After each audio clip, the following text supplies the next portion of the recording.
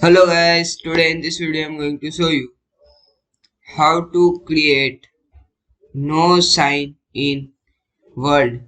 This guy is very easy. First click on insert. Here you see insert option is available. Click on it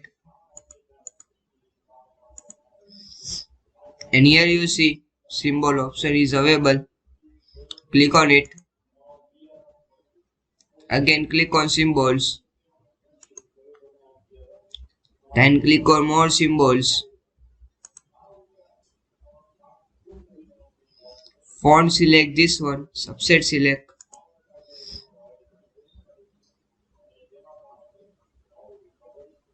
Private use area.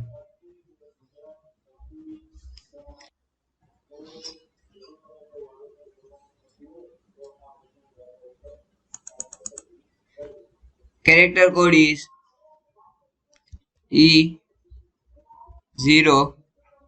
C A and click insert.